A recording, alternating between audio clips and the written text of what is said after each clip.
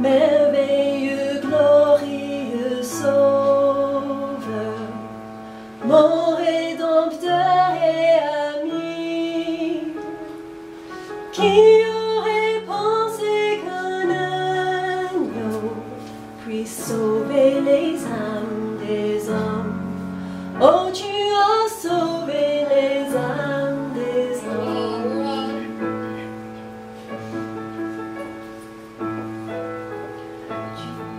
Tu nous consoles, guides et gardes l'esprit que nous désirons. Tu me consoles quand mon cœur est perdu et sans espoir. Oh, perdu et sans espoir. Tu es celui que j'adore. Tu es celui que je loue. Tu donnes la guérison, la grâce dans nos âmes ont besoin. Oh, dans nos âmes désir tant. Éternel, tout-puissant Père, fidèle envers tes enfants, dans ma faiblesse tu m'as trouvé, courbé devant ton trône. Oh, courbé devant ton trône. Tu es celui que j'adore. Tu es celui que je loue. Tu donnes la guérison, la grâce dont nos âmes ont besoin. Oh, dans nos âmes désir tant. You are the one that we praise. You are the one we adore. You give the healing and grace. Our hearts always hunger for. Oh, our hearts always hunger for.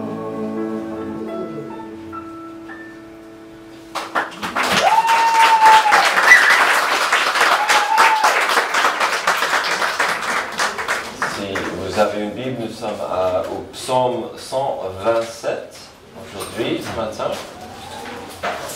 Aujourd'hui, nous sommes déjà le 3 septembre. Ça ne semble pas possible. Est-ce que c'est possible que nous parlons de la rentrée? Je sais que pour certains, ça semble pénible. Mais en même temps, la rentrée peut être un peu comme un réveillon le 31 décembre de chaque année, avec la potentiel de nous rappeler de l'importance de penser à l'avenir. Même aujourd'hui, où suis-je et est-ce que je pense à mon avenir? On ne peut pas laisser l'avenir au hasard. Ce n'est plus possible dans ce monde moderne. Alors, cette notion de penser à l'avenir est ironique pour moi, car le dimanche dernier, nous avons vu le psaume 126. Un psaume très historique. Ça parlait du passé, ça parlait du présent, surtout la reconnaissance de comment Dieu a agi dans le passé et ce qu'il faisait dans le présent. Mais il y avait aussi un aperçu, un regard vers le futur, de ne pas refaire les erreurs du passé. Quand je pensais, je priais, je réfléchissais pour notre passage, pour ce culte de la rentrée, le Saint-Esprit m'a impressionné de prêcher le prochain psaume, le psaume 127. Nous verrons qu'il est très riche sur plusieurs niveaux, des niveaux liés à comment mieux façonner, planifier et organiser aujourd'hui, mais aussi demain. Si c'est vrai que ce n'est pas une bonne idée de laisser son avenir au hasard, comment devrions-nous le voir, notre avenir? Certes, c'est important de chercher du conseil sage, des gens fiables, Mais bien sûr, où est Dieu dans tout cela? Le monde moderne dirait que si Dieu existe, il est plutôt absent, impuissant ou cruel. Et donc le monde va dire non, est-ce que ça vaut la peine de demander à Dieu ses idées, d'avoir sa volonté? Tandis que notre psaume, on va découvrir plusieurs facettes de Dieu. On verra des capacités diverses d'un Dieu qui peut, mais aussi qui veut nous aider. Mais un Dieu qui ne se forcera pas sur nous et nos choix. Parlons un moment de la navigation GPS. Aujourd'hui, dans cette époque, alors je n'ai pas mon téléphone sur moi, peut-être une bonne chose, c'est plutôt nouveau, où on peut avoir des applications de navigation sur nos téléphones. C'est sympa quand ça fonctionne. Avant cela, il y avait des petites boîtes de GPS dans la voiture. Quelle amélioration c'était, quel luxe de dire au revoir aux cartes en papier ou d'avoir des directions écrites à la main. Est-ce que oui, la rue que je cherche, c'était magnifique, c'était merveilleux. Oui, mais les anciens GPS n'étaient pas toujours très réactifs aux changements ou modifications. Nous en avions un pendant une période et il semblait avoir une attitude. Peut-être ce n'était que notre imagination, mais il nous semblait que parfois, si on ignorait la voie et des directions données, la voie devenait un peu offensée.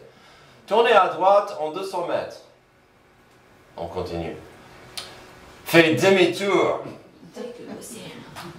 Tournez à droite en 200 mètres encore. C'était un peu, on entendait presque cette voix, vous m'ignorez et je ne suis pas content. Lorsqu'il s'agit de la direction de votre vie et votre futur, nous trouverons Dieu qui est là et voudrait bien vous aider en plusieurs domaines, mais sans trop insister. Il faut écouter, il faut être attentif. Souvent, Dieu est un gentleman, il nous laisse finalement faire nos choix. La question restera donc, peut-on lui faire confiance? Peut-on lui faire confiance? Est-ce qu'on va oser lui donner de l'accès à nos vies et des choix qui la façonnent? Donc, d'abord, puis-je faire confiance en Dieu, l'architecte? Si une maison n'est pas construite par l'Éternel, ceux qui la construisent travaillent inutilement. Alors, dans mes notes, vous comprenez c'est quoi un architecte? Personne qui conçoit, le parti, la réalisation et la décoration de bâtiments de tous ordres et on dirige l'exécution. Alors quand quelqu'un lit un passage biblique, il faut toujours commencer avec des phrases littéralement lorsque c'est possible. Après cela, on peut penser aux applications, des extrapolations, des réflexions spirituelles. Si on regarde notre phrase telle qu'elle est écrite, le psalmiste Salomon n'avait pas tort. S'il ne parlait que d'une maison, que dit-il? Il dit, c'est clair, il y a des travailleurs, des ouvriers sur le chantier. On peut présumer, il y a même un chef de chantier. Ça, c'est normal. Mais qu'est-ce que ces personnes doivent faire? Ils doivent suivre le plan tel qu'il est dessiné. Si le chef de chantier et des ouvriers ne sont pas sur la même onde, déjà, il y aura pas mal de problèmes. Mais si le chef de chantier et des ouvriers ne sont pas en accord avec l'architecte, vous auriez n'importe quoi, et si le bâtiment arrive à sa fin, ça sera dangereux. Ça va tomber pendant une tempête. Donc, il faut bien suivre les plans. On ne peut pas faire ça comme on veut. Tout à l'heure, j'ai dit sans honte qu'il faut d'abord commencer avec un passage tel comme il était écrit, sans sauter tout de suite dans des choses spirituelles. Mais en même temps, ce psaume est rempli d'imagerie et un langage très, entre guillemets, spirituel. En fait, à mon avis, le contexte global du psaume, c'est vraiment de voir et comprendre notre besoin d'avoir Dieu au sein de nos familles, de nos communautés. Qu'il reste bien enraciné dedans. Alors, la valeur inestimable de la famille sera mise en évidence aujourd'hui. Ici, nous voyons Dieu comme un architecte. Vous comprenez les implications spirituelles ici pour un projet de quelqu'un ou quelques-uns. Plus tard, le psalmiste va parler de la famille spécifiquement. Donc ici, je trouve que c'est totalement correct de parler de votre futur et vos plans. Que ce soit de votre carrière, un changement de boîte, un changement d'école, nouvelle école, toutes ces choses, un stage, des plans. Est-ce que quand vous regardez vers le futur, vous inviterez Dieu à être l'architecte de cet avenir? J'ai dit hier, pendant le barbecue, quand j'avais 17 ans, je comprenais que Dieu voulait être l'architecte de ma vie. Et j'avais dit, non merci, j'avais peur. J'avais peur de ce plan. Il fallait qu'il travaille en moi pour que je mette ma confiance en Dieu, l'architecte. Mais il y aura des œuvriers dans des projets. Il y aura des œuvriers dans les projets, mais qui sera l'architecte? Si une maison n'est pas construite par l'Éternel, ceux qui la construisent travaillent inutilement. Donc on voit les œuvriers. Ça peut être nous, dans notre communauté. Ça peut être les parents qui vont aider vos enfants. Ça peut être les anciens de l'Église qui aident les gens avec les projets. C'est pourquoi on prie pour vous. Et donc, il y a cette relation. Dieu l'architecte, mais il y a aussi les œuvriers qui doivent être en accord avec Dieu. On a vu l'importance de voir et avoir Dieu comme l'architecte de votre vie. Ensuite, puis-je faire confiance en Dieu, le gardien? Si une ville n'est pas gardée par l'Éternel, celui qui la garde veille inutilement. À l'époque, une ville comme Jérusalem était fortifiée, il fallait qu'il y ait des vigiles. Vous comprenez le système? C'est pourquoi, en principe, vous verrouillez les portes de la voiture dans un parking et des portes de votre maison quand vous n'êtes pas là ou quand vous voulez dormir tranquillement. Mais n'oublions pas qu'à l'époque, la sécurité de cette communauté-là était basée et liée à leur relation avec Dieu. C'était ce qu'on appelle des promesses conditionnelles.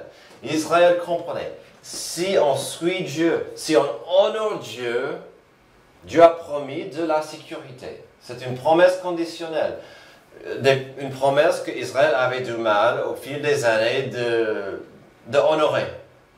Mais il y avait cette promesse. Si je suis Dieu, il va quand même être pour moi un bouclier. Et donc, il ne faut pas oublier ça dans le contexte. Comme des ouvriers sont nécessaires pour construire une maison, mais sous la direction d'un architecte, la présence d'un vigile est importante, réconfortant et c'est une bonne idée. Mais, encore nous voyons cette notion liée qui lie notre confiance, notre obéissance et notre submission à la volonté de Dieu. Surtout quand on se rend compte qu'il parle de la sécurité d'une ville entière. Et bien sûr, quand est-ce que le risque est le plus élevé? Quand est-ce que le danger d'une menace quelconque est le plus haut? C'est la nuit, quand tout est calme, on est en train de dormir, on est au repos, avec les yeux fermés. Salomon, notre auteur, va beaucoup parler de cette notion de dormir dans quelques moments, dans le prochain passage, mais on verra ça bientôt. Entre-temps, qu'avons-nous ici, nous? Si j'ai raison, et ce psaume est écrit dans un langage d'image, il est plutôt symbolique pour des sujets bien plus importants que des maisons et des villes. Donc par ça, je veux dire nos projets personnels et nos familles. Qu'est-ce que nous pouvons et nous devons apprendre et appliquer ici? Sommes-nous investis dans notre communauté? Alors, est-ce que la sécurité de notre communauté est importante? Alors la question s'impose, quelle communauté? Est-ce qu'il parle de mon bâtiment, mon appartement, mon quartier, ma ville? J'espère que ce message va vous inspirer de réfléchir à notre communauté d'église et surtout les deux poteaux verticaux de notre but. Si notre but, c'était de faire et former des disciples de Jésus-Christ, un but doit avoir les poteaux. Et bien sûr, le poteau en haut, c'est le plus important, l'amour pour Dieu et pour son prochain. Mais ce poteau ne va pas tenir si on ne pense pas au service, le service au carré, de servir le corps de Christ et Dieu, et de rester fidèle à Jésus-Christ et à son corps, l'Église. Et donc, quand je parle de cette notion de sécurité, de penser à une communauté, je dois vous dire, s'il vous plaît, pensez à cette communauté-là, cette communauté qui existe pour la gloire de Dieu. Finalement, on revient à la notion de comment nous voyons Dieu et est-ce qu'il est le bienvenu dans ma vie en tant que gardien? Est-ce que ma sécurité est basée sur mes efforts ou suis-je prêt à avouer que j'ai besoin de Dieu? Que Dieu me garde, qu'il garde mes pensées, qu'il garde mon attitude, qu'il garde comment je gère mon temps. Ce sont des questions très importantes quand on pense à Dieu, notre gardien. Puis-je faire confiance en Dieu, l'architecte, Dieu le gardien? Ensuite, puis-je faire confiance en Dieu, le pourvoyeur?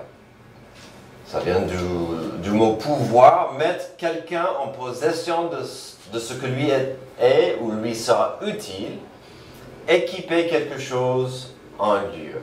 Alors, si vous êtes parent, vous comprenez cette notion de pouvoir avec vos petits. Nous allons terminer notre psaume avec la notion que nous pouvons faire confiance dans un Dieu qui pourvoit, et il y aura la provision de deux choses distinctes dans ces versets. D'abord, parlons des biens. Parlons de notre pain de ce jour et la paix que Dieu peut nous donner quand on lui fait confiance. Amen. Après, on aura un deuxième sujet de provision, mais d'abord, nous verrons des mots comme burn-out, stress, soucis, boulot, facture, des gros mots.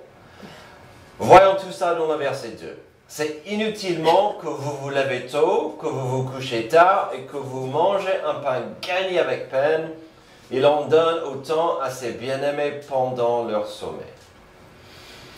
Alors soyons clairs, notre psalmiste n'est pas en train de dénigrer et critiquer la notion de se lever tôt et de quitter son lit tôt. Je vois quelques ados qui ne sont pas d'accord, même des adultes qui doivent se lever tôt. Il n'est pas en train de dénigrer ça. Donc soyons clairs. La vérité simple et spirituelle que nous sommes censés apprendre et comprendre ici, c'est que ce processus doit revenir toujours sous la parapluie de l'autorité et la présence de Dieu. Finalement, quand j'irai au boulot ou à l'école, est-ce que je le fais que pour moi ou est-ce que je vis pour Dieu? Te poser quelques questions simples, mais possiblement pénibles. Des questions comme, est-ce que je travaille pour vivre ou est-ce que je vis pour travailler? Et bien sûr, des implications de cette deuxième question ouvrent des portes sur l'importance de l'argent dans ma vie. Comment est-ce que l'argent, est-ce que l'argent est simplement un outil afin que j'ai une vie confortable, une vie riche, en ce qui compte vraiment? Ou est-ce que l'argent est censé me rendre riche? Il y a une grande différence. Comment on voit l'argent? N'oublions pas que tout ce psaume est écrit comme un appel à inviter Dieu d'avoir au moins plus d'influence, si pas de l'autorité, dans plusieurs niveaux de nos vies. J'ai lu un commentaire fascinant sur ce psaume qui disait qu'il pourrait être facilement résumé par un seul verset en Proverbe.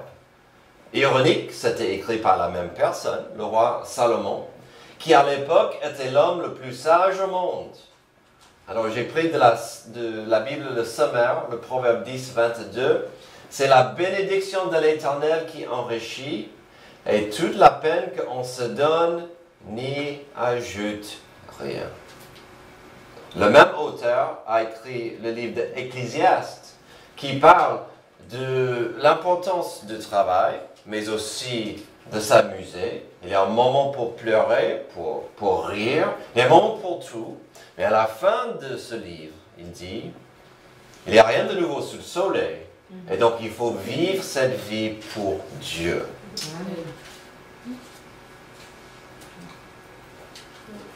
On est rappelé dans notre passage d'aujourd'hui la notion de ne jamais oublier pour qui on existe finalement. Colossiens 3, 23 à 24. Tout ce que vous faites, faites-le de tout votre cœur, comme pour le Seigneur, et non pour des hommes. Sachant que vous recevrez du Seigneur un héritage, pour récompense, en effet, le Seigneur que vous servez, c'est Christ. On aime bien ce verset. C'est très utile pour rappeler les gens d'avoir une bonne attitude à l'école ou au boulot. Parfois, on oublie le contexte. Le contexte, c'était d'avoir une soumission correcte avec notre entreprise, avec notre famille, avec nos parents. Il a même dit dans ce passage, dans ce contexte, esclaves, il parle vraiment à la fin aux esclaves, ayez cette attitude, esclaves, que vous bossez pour Jésus. Ça va aider votre point de vue, votre attitude. Si vous vous souvenez que vous bossez pour Jésus. Terminons ce petit passage sur le maître au boulot dodo avec quelques questions. Verset 2, on l'a vu. C'est inutilement que vous vous levez tôt, que vous vous couchez tard et que vous mangez un pain gagné avec peine et l'on donne autant à ses bien-aimés pendant leur sommeil. Est-ce que je gagne mon pain honnêtement et correctement? Encore une question importante à poser. Est-ce que le pain de ce jour est plus important que l'attitude moi-je? Je gagne ma vie. Je paye mes factures. Je bosse afin d'avoir une jolie voiture. Moi, je. Et beaucoup de gens vont regarder l'argent et le travail comme c'est moi qui l'a fait. Et on oublie que c'est Dieu qui nous bénit. C'est Dieu qui veut fournir ces bénédictions, même pendant leur sommeil. Et quand je vais au lit en mettant ma tête sur mon oreiller, suis-je reconnaissant à Dieu pour le pain du jour et le pain que j'aurai demain? Irai-je au lit avec les soucis d'aujourd'hui et demain? Des soucis qui vont m'embêter à dormir. Car le sommeil est un don merveilleux de Dieu qui est plus que nécessaire pour vivre. C'est un cadeau de Dieu. Donc arrêtez de dormir. Terminons avec la deuxième notion de Dieu qui pourvoit. Et oui, le passage sera très précis car il s'agira des parents et des enfants. Alors pour certains, vous serez tentés de dire « Ah, ces jours sont derrière moi » ou « Je suis célibataire et jeune, ça ne me regarde pas ».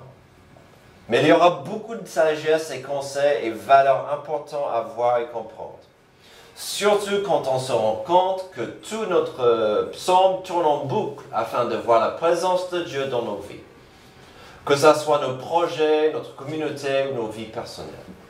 Verset 3. L'héritage que l'Éternel donne, ce sont des fils. Les enfants sont une récompense.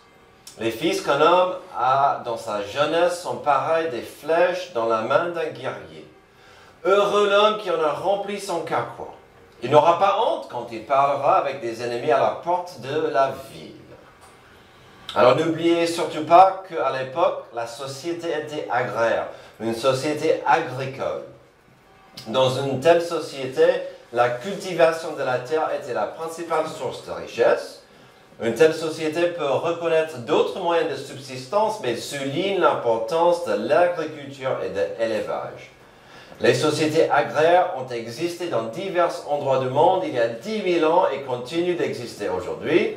Ils ont été la forme la plus commune de l'organisation socio-économique pour la plupart de l'histoire humaine. Donc, pensez à ça quand il dit d'avoir des enfants, c'est une bonne chose. Avec cela en tête, il y a la notion importante de comprendre qu'un carquois rempli était forcément une source de richesse et d'importance.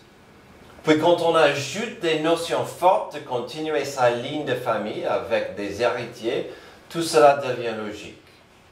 Puis il le dit, si on veut parler de force et sécurité face à un ennemi potentiel, il est utile d'avoir des fils autour. Oui, ça aide énormément avec la sécurité. Et donc, dans ces 3 petits versets, il y a 2 valeurs qui sortent, qui sont possibles. De la sécurité et de la joie. Mais, il y a souvent ce mot mais. Le psalmiste parle des fils, des enfants comme des gens de bien. Des gens solides, des personnes matures. Disons des flèches droites et fiables. Alors, tout l'été, il y avait des flèches partout ici, dans le sous-sol. Et j'ai dit non, je n'ose même pas qu'il va en rester. Et qu'est-ce que j'ai trouvé ce matin? Alors, c'était avec les ordures. Donc, peut-être, elle est plus droite. Ça semble être correct. Mais l'implication ici, c'est que ces enfants, ces fils, ces flèches sont droites, correctes. Ils sont bien disciplinés, ils ont bien appris des choses sur la sagesse, sur Dieu. Il y a cette implication que ces enfants sont une source de fiabilité et d'être fiers. Merci. Alors, mais ce n'est pas automatique d'avoir des enfants comme ça. Cela n'est pas automatique, cela implique énormément de travail pour des parents. Et parfois aussi des oncles, des tantes, des papis et des mamies. Ou parfois des anciens dans une église qui pourraient prendre l'enfant à côté et dont l'amour explique qu'une telle attitude ou telle action n'est pas une attente de Dieu pour l'enfant. Et je dois le dire, il y a aussi un avertissement historique ici pour nous.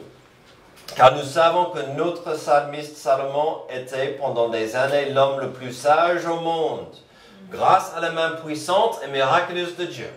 Et donc sur un niveau, quand il a écrit ce passage, il pensait à toutes ces choses merveilleuses et magnifiques qui sont possibles et faisables quand on invite Dieu à régner sur nous et notre vie. Mais nous savons aussi historiquement que sa faiblesse pour des jolies femmes lui a poussé vers une pente très savonneuse. Monsieur, à un moment donné, a perdu la raison. Il a beaucoup ignoré la sagesse que Dieu lui a donnée.